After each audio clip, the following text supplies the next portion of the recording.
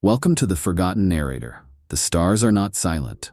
They whisper, they beckon, and for a certain breed of men and women, they sing songs no sane soul should follow. In the infinite night of the void, beyond the charted sectors and sanctified routes, there exists a life of grandeur and horror unmatched. A life pursued by the rogue traders. These are not mere captains or merchants.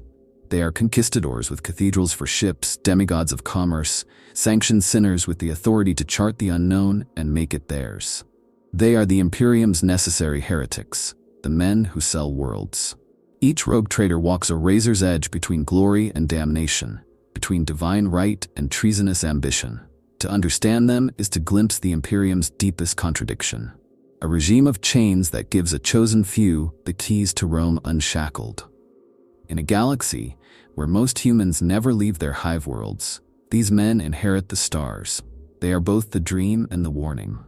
The warrant of trade is not just a document, it is the embodiment of divine exception.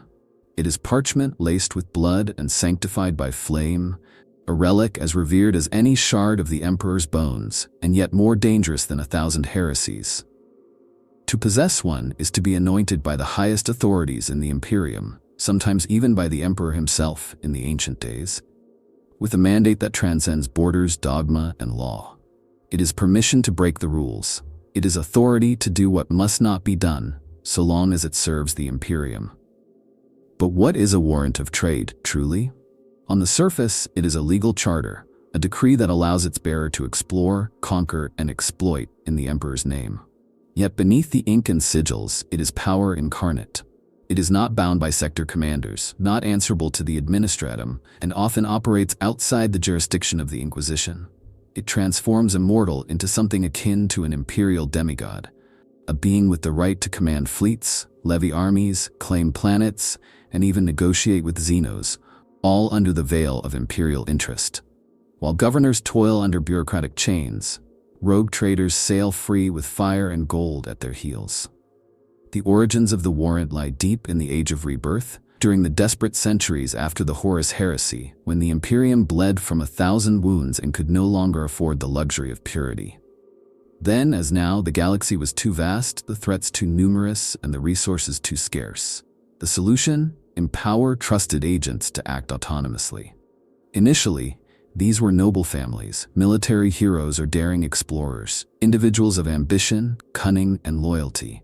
In granting them these warrants, the Imperium outsourced its expansion to its most audacious children, giving them the tools of empire in exchange for loyalty and spoils.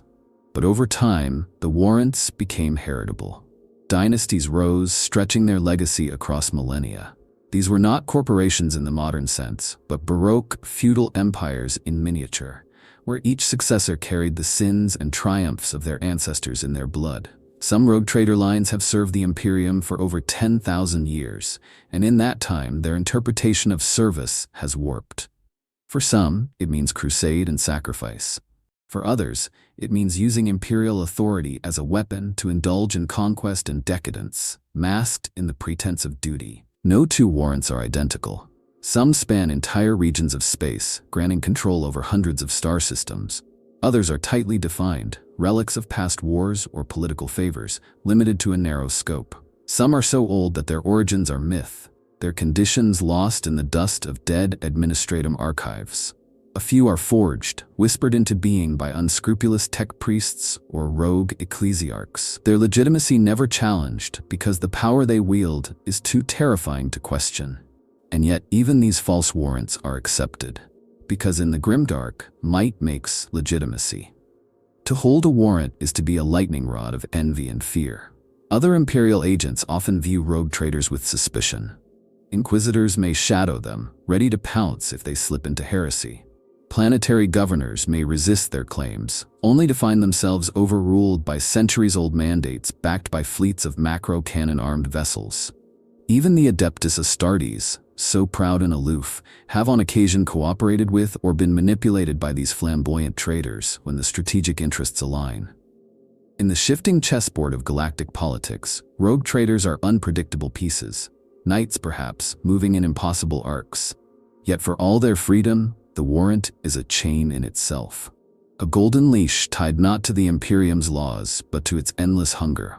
It demands results. The bearer must expand, exploit, bring back riches, knowledge, relics, or territory. If they fail, or fall, or turn from their purpose, there are always others waiting: rival dynasties, ambitious captains, jealous bureaucrats. A rogue trader's life is not just one of exploration, but of ruthless competition. There are no peaceful retirements, no quiet ends. Their bloodlines are thrones built on knives. And still, the lure persists. There are always those mad or magnificent enough to crave that power. To sail into the black with a warrant in hand is to walk between damnation and legend. You may be remembered as the savior of a sector or the tyrant who sold humanity's soul for a fistful of alien jewels. The warrant does not care. It only demands you act, boldly, brilliantly, or blindly. The rest is decided by history, or fire, or both. A rogue trader is not a man. He is a bloodline wrapped in myth, a lineage sculpted in gold and ash.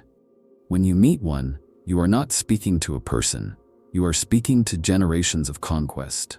Behind his eyes flicker the memories of ancestors who bled on alien soil, who watched stars die from the bridge of Baroque warships, who brokered deals with xenos kings in forgotten tongues. These are dynasties that have outlived planetary governments, survived sector-wide wars, and endured 10,000 years of shifting galactic tides, not because they are lucky, but because they are predators in a universe of prey. Each dynasty begins with a single spark. A victory in battle, a favor granted by the High Lords, a miraculous act interpreted as divine sanction. These are the roots from which warrants of trade grow. Once issued, the warrant becomes sacred scripture for the bloodline. It is carved into stone, embossed on the walls of palatial ships, etched into gene-locked vaults that only the heirs can access. From there, the family expands like a virus of ambition. Sons and daughters are trained from birth not to live, but to rule, to profit, to command. Every gesture, every word, every glance is curated for power. Dynasties build themselves into more than just merchant empires. They become cults of personality, where the rogue trader is both king and god. His decisions dictate the fate of worlds, and his whims can erase civilizations or elevate feral tribes into compliant vassals. His portrait looms in every chamber of the void ship, his voice echoes through vox relays like scripture, and his name is chanted in the engine cathedrals with the same reverence as the emperor's. This is not ego, it is survival. A rogue trader's authority must be absolute, not because he is always right, but because hesitation in the void is a death sentence. The wealth these families accumulate is obscene. Vaults stuffed with alien art, contracts inked in the blood of extinct races, gene vaults storing off-world slaves with custom-engineered beauty. Nothing is beyond reach. But more than the wealth, it is the prestige that matters. Rogue trader houses compete in shadowed duels of grandeur, trying to outdo each other in extravagance, reach, and mystery. Some fund entire cults to worship their lineage. Others terraform planets into living monuments to their ancestors. One infamous dynasty bred psychic orrery beasts to mimic the rise and fall of their empire in shifting stellar forms, each breath a hymn to legacy. With time, the family tree becomes a jungle of ambition. Heirs are raised like weapons. Some are scholars of ancient xenos cultures, others are gladiators honed in void combat. Rivalry among siblings is encouraged, sometimes even orchestrated. Blood duels are not uncommon. In fact, within certain dynasties, to claim the warrant, one must kill the other claimants under the watch of the navigator families, who serve as neutral witnesses and benefit from the chaos. This internal war becomes the forge that tempers the next bearer. Weakness is death. Strength is survival. Cunning is mandatory. Not all members of a rogue trader dynasty command ships or fleets. Some govern entire sectors from hidden palaces. Others embed themselves within imperial politics, manipulating ecclesiarchs and administratum clerks like pieces on a regicide board. There are even those who operate as double agents, feeding intel to the Inquisition while secretly cultivating xenos trade routes. The family's fingers stretch across every possible corridor of power, and every member plays their part, willingly or not. Those who stray too far are often eliminated, quietly, ceremonially, efficiently. Yet with such grandeur comes inevitable rot. As dynasties age, some become bloated with arrogance, forgetting the razor-edged ambition that made them. They grow decadent, relying on ancient titles instead of action, becoming caricatures of former glory. These houses become easy prey for rivals or for internal betrayal. Other families embrace mutation, interbreeding with navigator lines until their heirs are born more warp than flesh. There are even whisperings of rogue trader bloodlines that turned entirely to chaos, warping the warrant into a mockery, a holy seal carried by monsters. And still, the dynasty endures. It endures because the Imperium needs them. Even at their worst, these families serve a purpose. Expansion, control, fear. The Adeptus Mechanicus may build the ships, the Astra Militarum may win the wars, but the rogue traders are the tip of the spear that drives into the unknown. Their legacy is not written in history books. It is carved into dead moons and whispered in backroom markets on Forge worlds. Every new heir knows this, knows that their bloodline is a machine of conquest, and they are just the latest cog. But some dream of more. Some look at the stars and see not a mandate, but a blank canvas. They dare to defy the narrow roles of their forebears. They want to be remembered not just as another name in the dynasty, but as the name. The one who outshines them all, the one who builds something eternal. And so the bloodlines march on, some toward ruin, some toward divinity, all toward legacy. To sail beyond the Astronomicon is to vanish into myth. The light of the Emperor, so central to the navigation of imperial ships, ends in an invisible wall somewhere far beyond the reach of Terra's grace. Past that border lies true darkness, not just the absence of light, but the absence of meaning.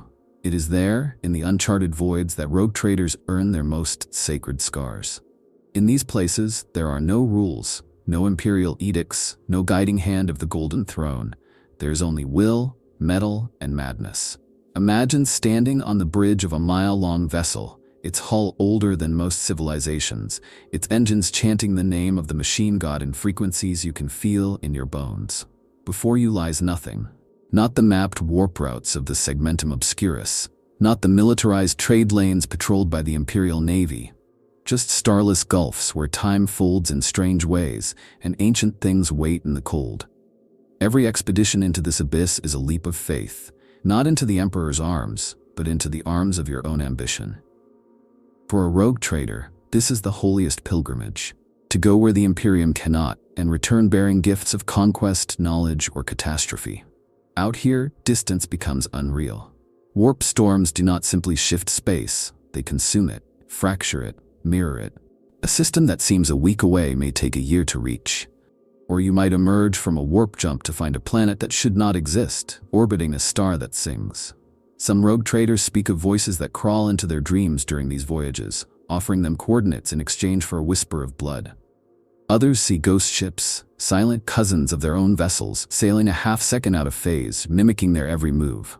And yet this darkness is freedom.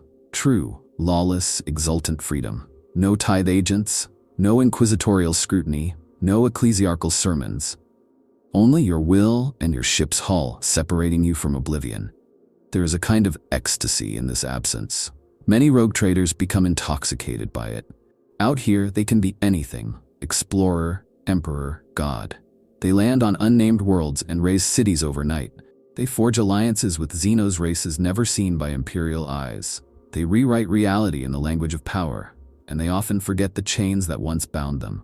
But the cost is staggering. Without the Astronomicon, navigation becomes a game of divination and desperation. Navigators operate at the edge of madness, steering through tides they cannot see, guided by instinct, genetics, and whatever gifts the warp chooses to grant them. Many voyages fail. Some ships are lost forever, drifting in liminal space where time folds inward. Others re-emerge centuries after they departed, filled with mad survivors speaking in dead dialects, their charts indecipherable, their memories fractured. There are horror stories passed down between rogue trader dynasties like sacred scripture. The expedition that returned with an entire sun, shrunken and screaming, stored in their vaults. The ship that landed on a planet made entirely of skin, where the mountains were teeth and the oceans whispered. The trader who discovered a civilization of perfect clones, all modeled on himself, all worshipping him as a god, all asking for his blessing to begin a holy war across the stars. He granted it. It took the Inquisition 300 years to cleanse the aftermath. These tales are not just campfire myths, they are warnings. For every rogue trader who brings back new mineral resources or opens a stable trade route, there are a dozen who return broken, corrupted, or not at all. The void beyond the Emperor's light does not care for human ambition. It is a crucible, and only the truly monstrous, or the truly divine, survive it. And still they go, because there is something out there that calls to them. Maybe it's greed, maybe it's legacy, maybe it's the belief that in the blackness beyond the map, they will find something no man has ever seen. A world so rich it could elevate their house to eternal glory. A weapon so ancient it could rewrite the balance of power in the galaxy. A secret so profound it could shatter the ecclesiarchy's grip on truth. Or maybe they go because the Imperium is dying and they know it. Maybe they see the rot in the bureaucratic machine, the lies of the priesthood, the futility of its eternal war. And maybe, just maybe, they believe that salvation, or transcendence, lies not within the Imperium, but beyond it. In the silence, in the dark. To walk beyond the Astronomicon is to surrender your place in history and write your own. And in doing so, the rogue trader becomes something both more and less than human. A fragment of ambition, sealed in adamantium, hurled into the void. Not for glory, not for the Emperor, but for the unholy, irresistible joy of becoming legend. There is a thin line between necessity and heresy, and rogue traders dance on it with the grace of sinners who know they are already damned. In the Imperium, even speaking to xenos is a crime. Trading with them, that's a sin punished by excommunication or death. And yet, when a rogue trader makes contact with an alien race, evaluates their technology, and weighs the profit against the risk, he does not hesitate. Because his warrant allows it, or at least, it does not forbid it. And in the darkness between stars, loopholes are gospel. Alien technology is often centuries, if not millennia, ahead of the Imperium's dogmatic constructs. The Tau build elegant weapons of surgical precision. The Eldar craft spirit-bound tools that blur the line between sentience and sorcery. Even the forgotten remnants of ancient Necron dynasties have been scavenged and reverse-engineered by daring rogue traders. Not always successfully. But the temptation is too strong. One functioning alien void shield generator can protect a fleet. One Eldar soulstone might fetch a price that bankrupts a lesser noble house. The dangers are irrelevant, because in the game of interstellar ambition, the pieces are lives and the board is infinite. It's not just about technology. Culture, too, is a currency. Rogue traders have been known to study xenos rituals, mimic their aesthetics, and even incorporate alien customs into their own courtly pageantry. To the purists of the ecclesiarchy, this is blasphemy. But to a rogue trader, understanding an alien culture means controlling it, means manipulating it, and perhaps, if necessary, destroying it more effectively. There are dynasties whose war dances are derived from crude tribal rites. Others whose shipboard architecture is half-orc in function, if not form, the result of centuries of scavenging and brutal utility. The ship becomes a crucible where imperial rigidity meets alien chaos, and something new is born. And of course, there is trade. In hidden orbital stations orbiting unlisted planets, in the dying husks of space hulks made habitable by arcane tech, markets bloom. There, rogue traders exchange rare metals, water, slaves, data, weapons, and even ideologies. It is said that some of the most stable diplomatic treaties between human and xenos factions were brokered not by inquisitors or planetary governors, but by flamboyant rogue traders offering wine, gold, and a half-promise of mutual survival. There are records, classified, denied, or buried, of rogue traders who maintained decades-long partnerships with alien empires, even as the Imperium declared war on them elsewhere. The hypocrisy is staggering, but necessary. The Imperium's logistics chains are as bloated and inefficient as its doctrines are rigid. Entire campaigns have succeeded or failed based on the timely delivery of alien munitions smuggled by a rogue trader willing to risk the wrath of a Puritan inquisitor. Some inquisitors, of course, know this and turn a blind eye. Others make deals of their own, using rogue traders as deniable assets to reach into forbidden zones or recover artifacts they dare not claim themselves. It is a dirty game, played in shadow, and the rogue traders play it well. They have to. It's the only way they survive. But there is always a cost. There are rogue traders who return to Imperial space changed, not in body, but in thought. Men who have lived too long among the xenos, who begin to question why humanity must dominate rather than coexist. Men who see the alien not as enemy, but as rival, or worse, teacher. These are the most dangerous of all. Heresy does not always come with horns or warp fire. Sometimes it comes in the form of tolerance, of ideas too radical for the Imperium's brittle psyche to endure. And then there are those who fall deeper. Some dynasties have forged alliances with the Dark Eldar, trading in slaves and suffering. Others have made pacts with the ruinous powers themselves, masquerading as loyal servants while feeding demon-forged weapons into border wars.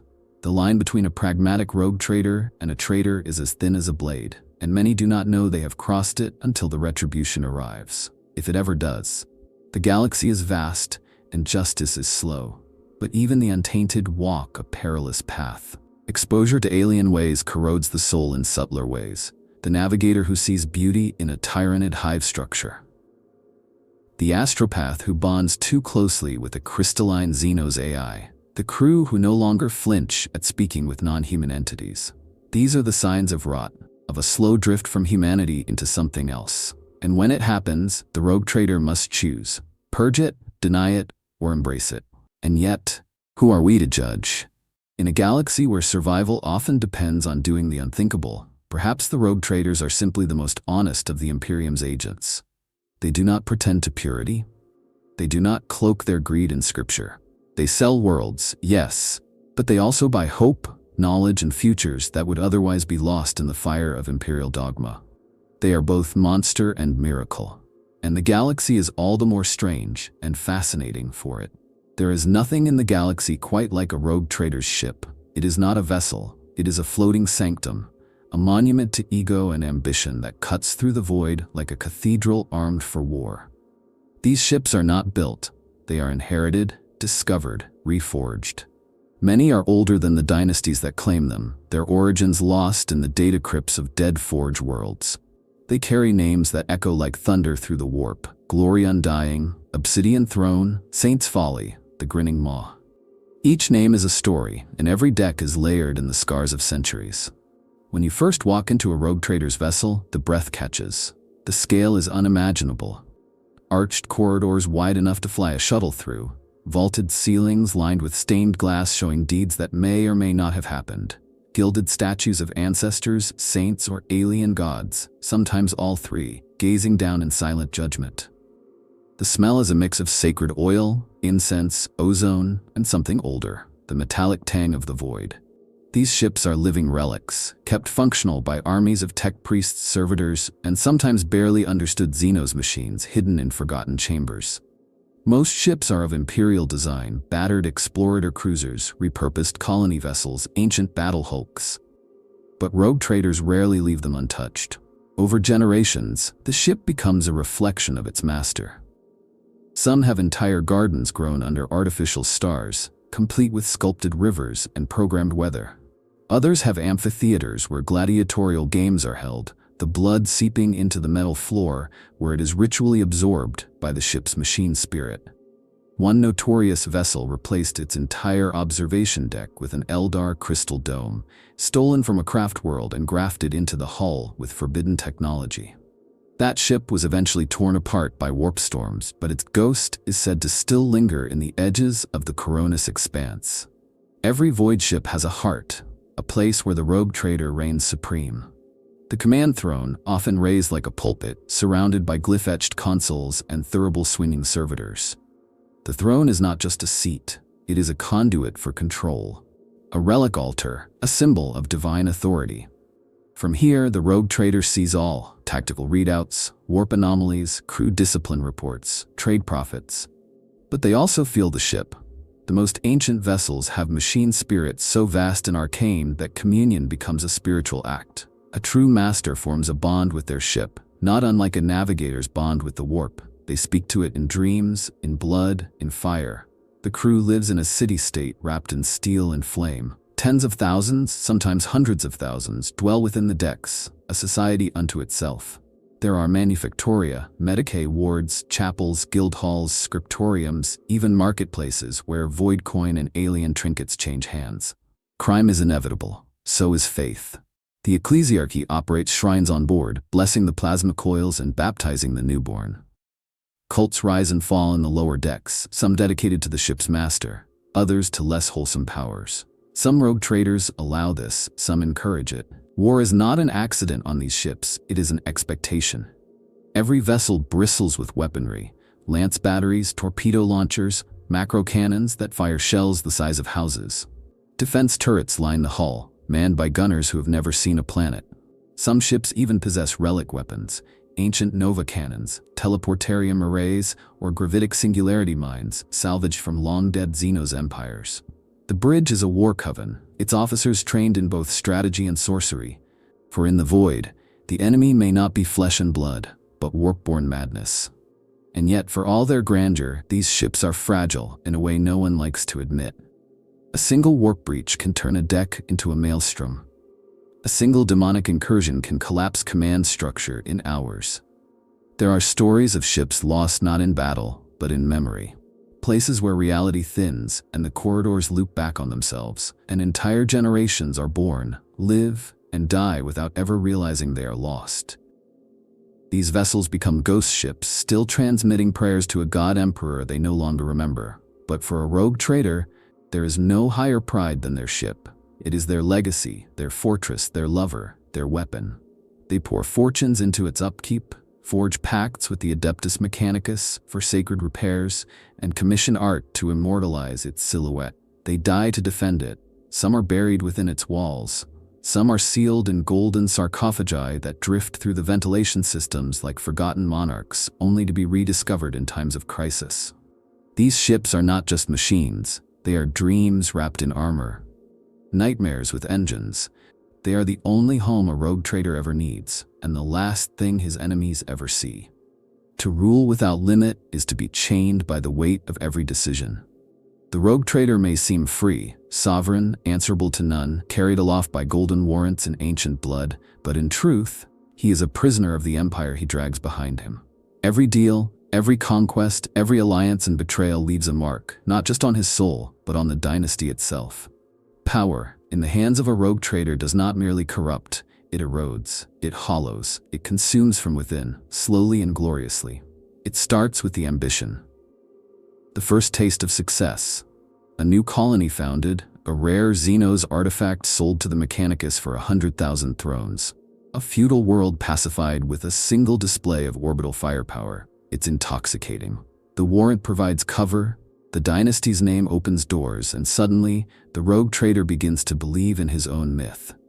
That he is different, that he can bend the rules and never pay the price. That he is the Imperium made flesh, not its servant, its soul. From that moment on, the descent begins. Isolation breeds distortion. A rogue trader does not answer to anyone. He does not report to Segmentum Command. He does not kneel before the ecclesiarchy. The few checks on his power are distant, bureaucratic, and easily bought or avoided. Surrounded by sycophants, enforcers, and courtiers, the rogue trader's perception of reality narrows. Criticism becomes treason. Doubt becomes betrayal. Even old friends, once trusted confidants, are kept at bay or tested in cruel ways. The bridge becomes a throne room. The throne becomes a prison. And still, the dynasty demands. Profit must be made. Prestige must grow. Rivals must be outpaced. There is no standing still. To linger is to lose relevance, and in the galaxy of the 41st millennium, irrelevance is death. So the rogue trader pushes forward, always forward. Another world, another war, another deal with creatures he barely understands.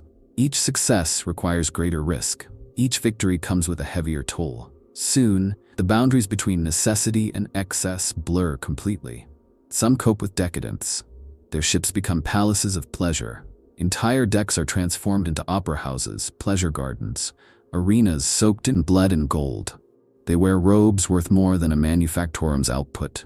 They host feasts where forbidden xenos delicacies are served to guests who whisper prayers before each bite. They believe themselves gods, and for a time, they are. Others cope with paranoia. They seal themselves in sanctums warded by warp sigils and gun servitors. They trust no one, not even their heirs. Every crew member is a potential assassin. Every ally is a future traitor. Surveillance becomes doctrine. Executions become routine. The ship becomes a floating tomb and its master a ghost, seen only through holograms or the trembling reports of those granted brief audience. Some fall to the black. The warp watches those who seek too deeply. A rogue trader, by virtue of his license and pride, is constantly peering into forbidden realms, ancient ruins, alien archives, half-dead gods buried beneath the ice of dead moons. And sometimes something peers back. The promises come as dreams, whispers, revelations. At first they're easy to ignore, but when the navigator falters, when the profits dip, when rivals rise, the temptation becomes too real. A warp-born artifact that guarantees success. A daemon pact that offers the death of a hated enemy, a subtle mark, a whispered name, and then it is done. But not all tragedy is born of evil. Some rogue traders are broken by duty. They genuinely believe in their role. As explorers, protectors, saviors, they try to do good, to treat xenos fairly, to elevate primitive human societies, to preserve beauty, knowledge, culture. These are the ones who fall hardest, because the Imperium does not reward mercy. It does not care for idealism. These men and women find themselves at odds with the machine they serve, and in the end they must either break faith with the Imperium or break faith with themselves. And still, the dynasty continues. A son raised in luxury and lies, a daughter trained to command but taught to trust no one. They inherit not just the warrant, but the scars, the debts, the enemies, the ghosts. Each generation begins with the illusion of control, and ends buried beneath its own legend. It is said that the most powerful rogue trader houses do not even remember their founders. Their family trees are edited, rewritten, glorified. The truth is buried beneath layers of myth, deceit, and propaganda. Because in the end, it is not the man who matters, it is the mask, the symbol, the dynasty. And so the cycle endures. Each new rogue trader begins with fire in their eyes and a star chart in their hand. Each one swears to be different, to succeed without falling, to master the freedom they've been given. And each one, in their own way, is devoured by it. The price of sovereignty is everything. And in the cold heart of the void, where no light reaches, that price is always paid. There is an art to selling planets. It is not merely the transaction of land or title. It is theater. It is conquest dressed as charity, exploitation masked by ceremony, and profit baptized in the name of the Imperium. A rogue trader who masters this art does not just accumulate wealth. He reshapes the map of the galaxy, one signature, one bombardment, one lie at a time. He becomes more than a merchant. He becomes a creator and a destroyer, the god of colonization. To sell a world, first one must find it. This is the beginning, and already the cost is high. Surveying an uncharted planet is an expedition unto itself, consuming time, lives, and resources. Entire fleets vanish in storms, while scanning promising coordinates. Navigators suffer psychic hemorrhages while interpreting warp-distorted data. Explorator teams descend onto alien soil, only to be torn apart by native fauna or ancient defense systems. But when a rogue trader finds something viable, breathable air, usable gravity, mineral wealth, the real work begins. The classification process is technical on the surface, but utterly flexible in practice. Is it a death world, a garden world, a hive world in potential?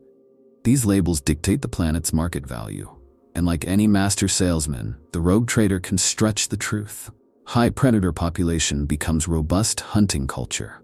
Volatile tectonics becomes natural geothermal energy sources.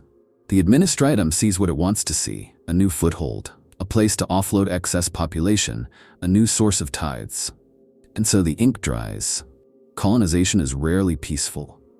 There are always inhabitants, sometimes primitive humans devolved over millennia, sometimes full xenos civilizations. The warrant of trade gives the rogue trader the authority to negotiate, manipulate, or exterminate as he sees fit. Deals are struck with tribal leaders who do not understand the implications. Treaties are written in blood and enforced with orbital weapons. Entire cultures vanish overnight, replaced by manufactorums and ecclesiarchy shrines. And yet, to the Imperium, this is progress. This is the price of unity. But the real profit does not come from conquest. It comes from the selling. A rogue trader can sell territory to noble houses seeking new fiefdoms, to forge worlds desperate for rare minerals, to Mechanicus enclaves interested in archaeological prospects. He can auction off the rights to harvest forests, mine mountains, or drain oceans. He can even sell people, populations displaced by war or disaster, repurposed as labor for colony construction. It is all sanctioned. It is all legal. It is all blessed. The lines between trade, slavery, and colonization blur so completely they become meaningless. The most lucrative sales are those wrapped in layers of ceremony and faith. A planet redeemed from xenos corruption is a holy event. The ecclesiarchy pays generously to sanctify the world, to build cathedrals, to instill new faith.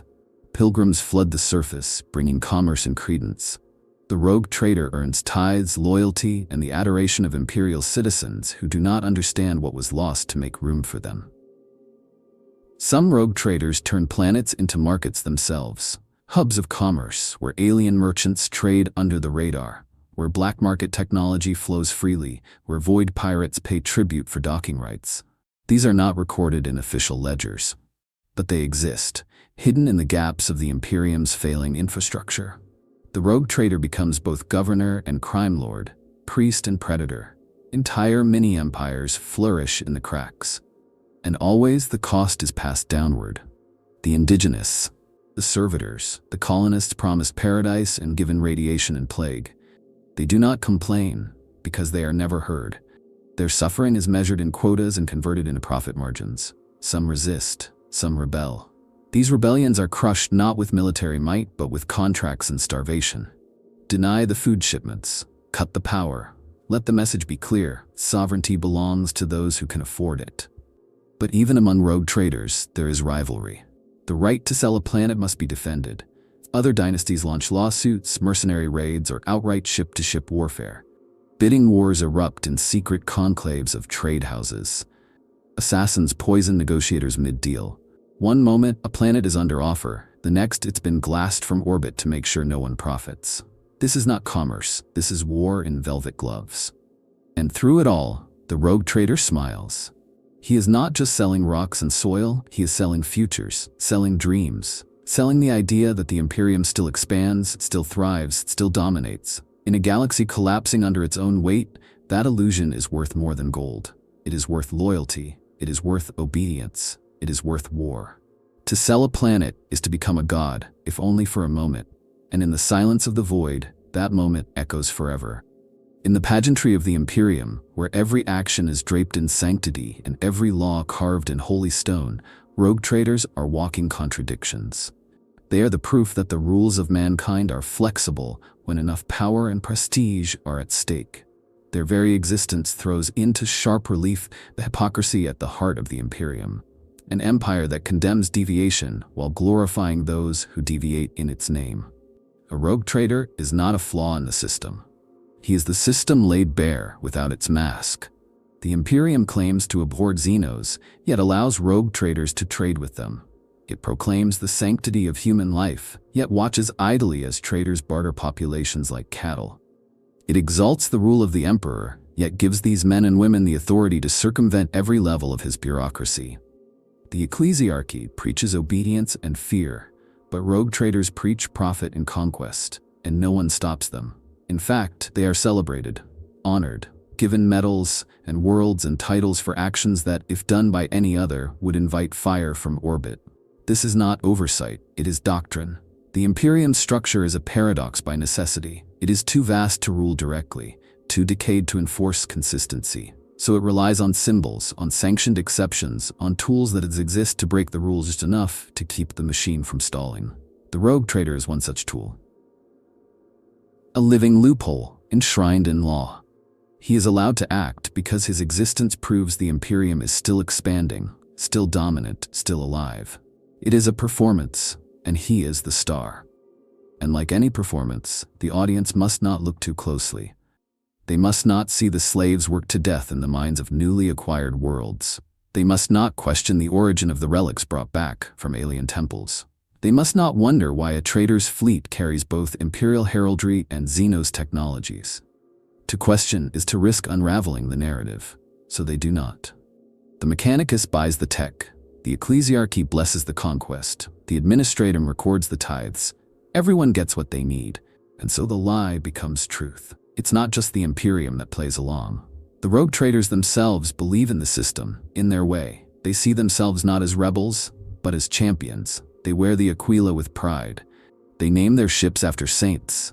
They fund shrines and preach compliance, even as they make deals with alien warlords. They do not see the hypocrisy, or if they do, they see it as necessity.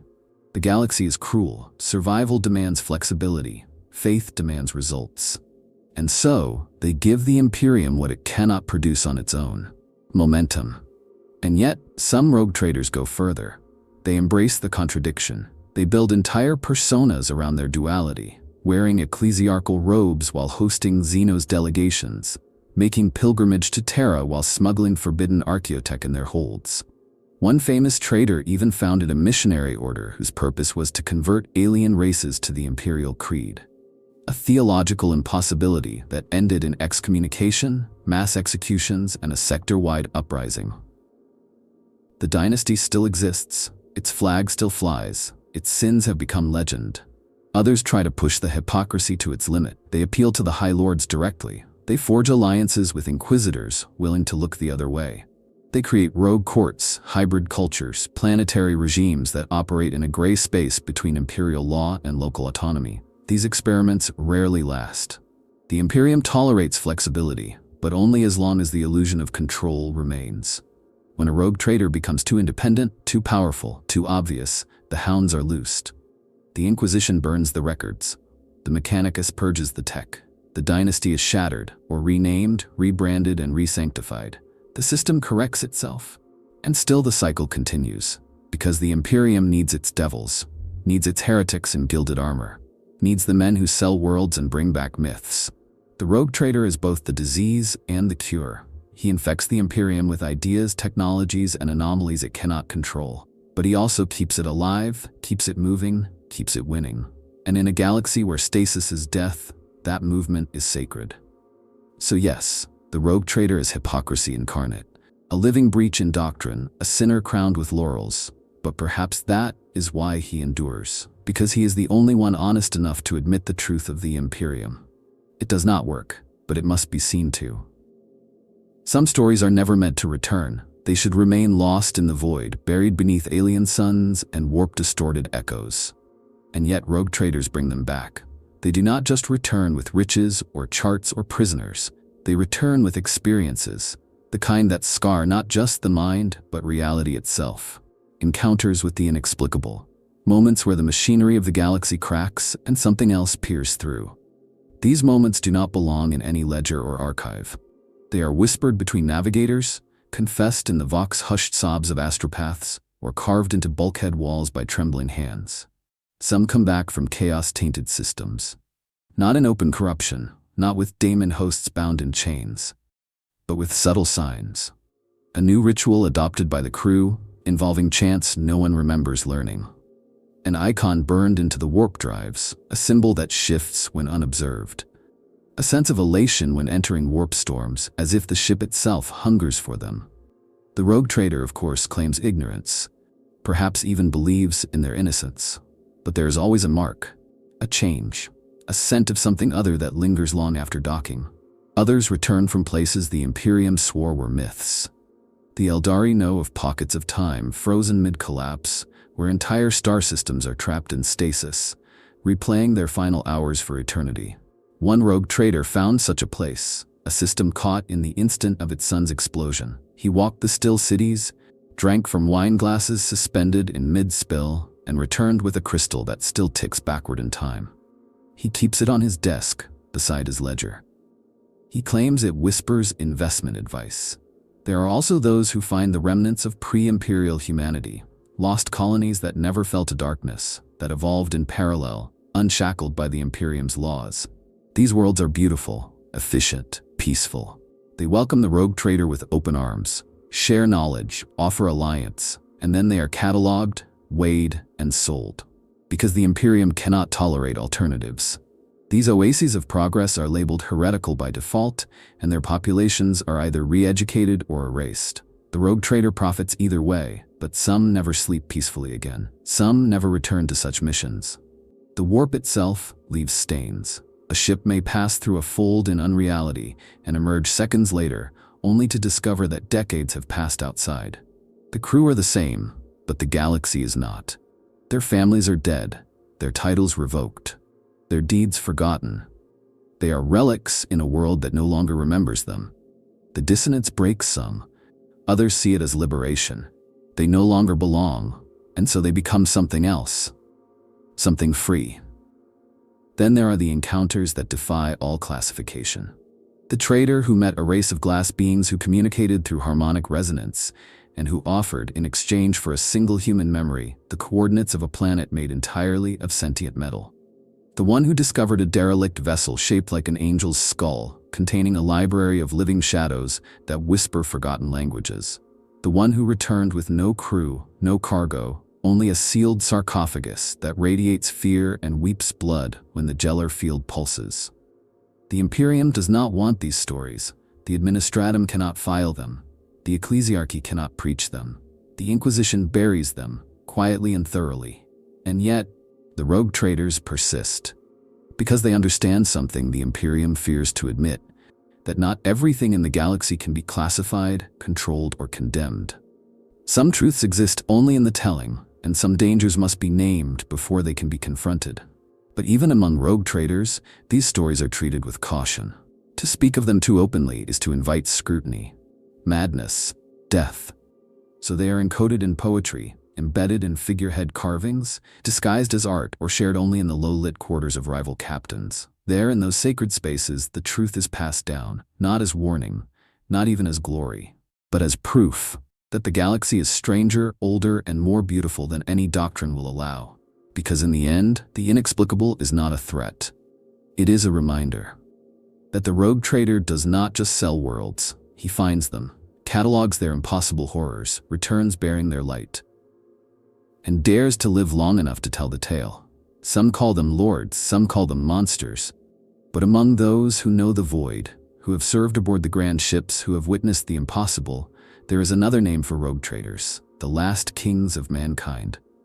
It is not a title of honor, but one of sorrow. For in their hands lies a vision of what humanity might have been, had it not been shackled by fear, ignorance, and dogma. They are remnants of a time when man reached for the stars not with hymns, but with hunger. To walk beside a rogue trader is to feel that old fire, that ambition carved into the bones of the ancient Terran empires. They speak of destiny, not duty, of vision, not compliance. They dare to make decisions without catechism, to imagine futures without the crutches of the past. And for that, they are both feared and envied. The Imperium does not know what to do with such men. It cannot cage them, for they carry the Emperor's blessing in the form of their warrant. It cannot exalt them, for they expose the lies of unity and stability. So instead it tolerates them, like one tolerates a storm that brings both ruin and rain. They are kings, yes, kings of dust and dying light. Kings of forgotten planets and civilizations ground to powder under their boots. But they are also poets, dreamers. They collect beauty in the dark. A rogue trader's chambers may house alien paintings, preserved cities and stasis fields, songs encoded in gravitational pulses, sculptures carved from the bones of extinct gods. These are not trophies, they are reminders that the galaxy is vast, that mankind is small, and that something greater once existed, something that could exist again. And yet, they are also alone. No matter how grand their fleets, how loyal their retinues, a rogue trader is ultimately in exile. Not from the Imperium, but from humanity itself. They exist in a liminal space, too powerful to be governed, too different to be understood. Even other nobles do not trust them. Planetary governors see them as wild cards, inquisitors as necessary heresies. Adeptus Mechanicus Magi view their improvisations with contempt. There is no true camaraderie for a rogue trader, only alliances of convenience and rivals who smell weakness like blood. Some embrace this isolation. They become legends unto themselves, their names etched into space stations, their portraits found in the halls of xenos empires. They believe themselves to be gods, and sometimes they are right. Others wither beneath the weight. They retreat into silence, letting their navigators and seneschals handle affairs. They age faster than their years, haunted not by what they've done, but by what they might have been, had the galaxy been kinder. And yet, they keep going, because deep down, they carry something the Imperium has tried to crush for 10,000 years. Hope. Not hope in the Emperor, not hope in salvation, but hope in change. They see the stagnation. They see the corpse bureaucracy, the decaying systems, the endless war that consumes everything, and they think, perhaps I can carve something new from the bones. Not out of rebellion, not even out of love, but because they must. Because if they do not, no one will. There are rogue traders who have forged entire sectors into shining lights of progress, brief moments of order and prosperity in the endless dark. These fiefdoms rarely last. The Imperium either reabsorbs them, ignores them until they rot, or burns them as threats. But for a time, they exist. And in their existence, they prove something terrifying, that the galaxy could be otherwise, that humanity could be otherwise. They are not immortal. They die. Sometimes in battle, sometimes to betrayal, sometimes to madness. But their dynasties endure, and more importantly, their myths endure. Stories of the man who spoke to gods and made them weep. The woman who bought peace between orc and man with a duel of champions. The child captain who inherited a fleet at 12 and carved her name into the stars by 15. These tales are not lessons, they are flares, signals in the void, calling to others who might dare to dream. Because in the end, the rogue trader is not just the last king, he is the last question. What would humanity be if it were not afraid? If it did not kneel? If it dared to create, not just obey? And in that question lies both damnation and divinity. There are some rogue traders who look into the void too long and see themselves in it. These are the ones who break, who change, who ascend, if such a word can apply to those who no longer consider themselves human. When gods go mad, they do not whisper to the stars. They roar, and the galaxy listens. Some fall slowly. It begins with a compromise. A demon blade recovered from a forgotten shrine world, kept not for worship, but for protection. A warp-touched navigator who starts drawing symbols in his sleep. A shipboard ritual copied from xenos archives performed in secret by bored crew. These are the cracks. And when the pressure builds, when an expedition fails, when a rival triumphs, when death comes too close, the dam breaks. The transformation is not always visible. There are rogue traders who remain beautiful, composed, charismatic. They wear their corruption like perfume. Subtle, intoxicating, just beyond detection. Their ships run more smoothly. Their warp jumps become preternaturally accurate. Their enemies begin to suffer strange accidents. No one speaks the word chaos, but it clings to everything like oil. Others are more obvious. Their skin warps. Their eyes burn with light not seen in any spectrum. Their voices become harmonic, multi-layered, or carry the echo of distant screams. Their ships take on a character of their own. Hulls that shift when unobserved, corridors that realign, shrines to unknown entities sprouting from bulkheads. The crew changes too. Belief is a contagion, and when the captain falls, the rest follow. Some willingly. Others because resistance is punished with silence. The kind that leaves no bones. But not all mad gods turn to chaos. Some simply detach. They declare independence from the Imperium. No dramatic rebellion, just a message sent to Segmentum Command. We are no longer yours. And then they vanish. These warlords create micro-empires in the outer voids. Systems where their word is law, where imperial codes are rewritten or erased, where currency is based not on thrones but on memory, loyalty, or madness. One rogue trader replaced all forms of language in his domain with a glyph-based code only he and his inner circle understood. Another outlawed death entirely, maintaining his population through cybernetic resurrection and memory implants, until rebellion became physically impossible.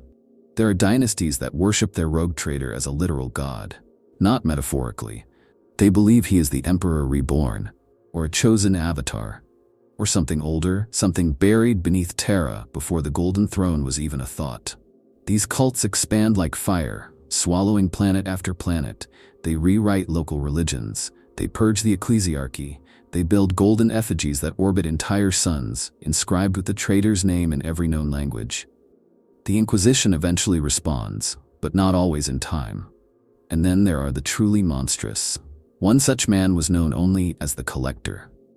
He believed that every emotion had a perfect material form. He hunted not wealth, but feelings, joy, grief, rage, extracted from the dying, from the ecstatic, from the mad. He stored them in soul jars and displayed them aboard his ship, which he renamed the Museum of the Moment. Visitors were allowed if they paid the toll. None ever left. Another turned his entire dynasty into a gene cult. He bred his descendants with xenos DNA, navigator blood, and God knows what else, creating a line of post-human hybrids who could see fragments of the future, manipulate gravity with a thought, and breed loyal armies in months. His empire was isolated but stable. He even tithed to the Imperium. Until someone discovered his true nature, and the Ordo Hereticus raised 23 planets to destroy the last of his bloodline. But perhaps the most chilling are the ones who seem unchanged, who speak calmly, who preach loyalty, who wear the symbols of the Imperium and claim to serve its interests, even as they reshape entire sectors according to their will. These rogue traders have learned the final truth of power, that you do not need to declare yourself a god, you simply act like one. And others will follow. Not all fall, but those who do leave scars on the stars. Their names are stricken from records, but their legacies endure. In the stories whispered in underdecks, in the nightmares of astropaths, in the sudden irrational fear that grips a voidsman when he sees a planet not on any chart.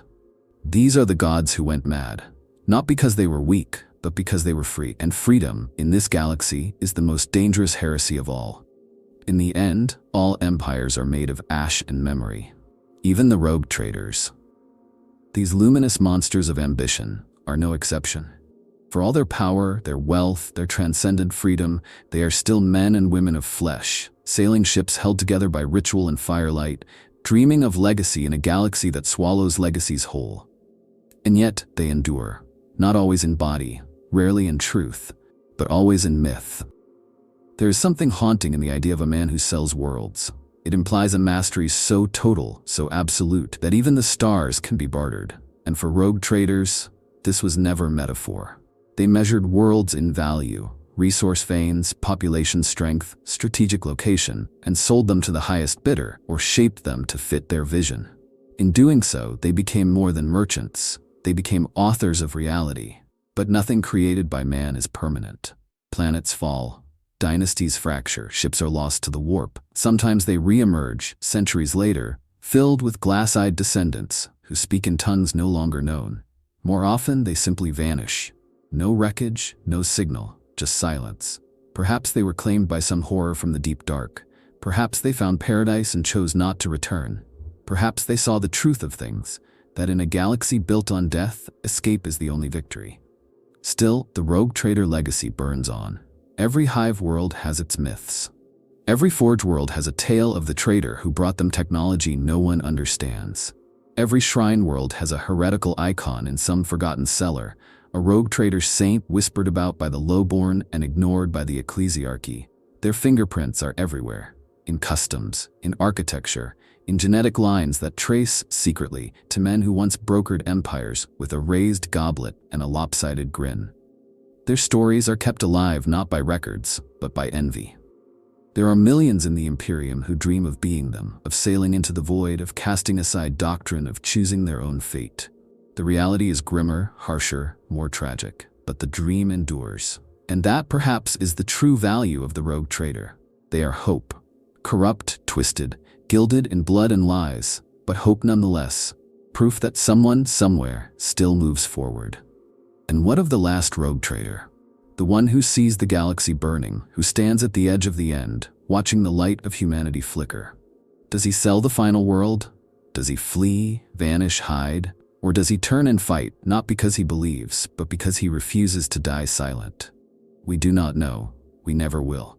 The nature of the rogue trader is to vanish before the final chapter, to leave the book open, to suggest, by their very absence, that something still could happen, that there is still profit to be made, that the stars are not done singing, that the Emperor, distant and silent, still allows one man to write his own fate. So raise your glass to them, the dreamers, the tyrants, the madmen, the sellers of suns. Remember them not for their sins or their glories, but for the simple fact that they dared.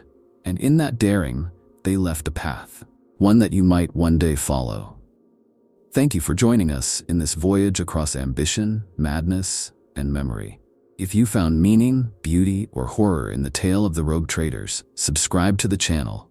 There are more worlds to explore, more legends to uncover, and more questions to ask before the stars go dark.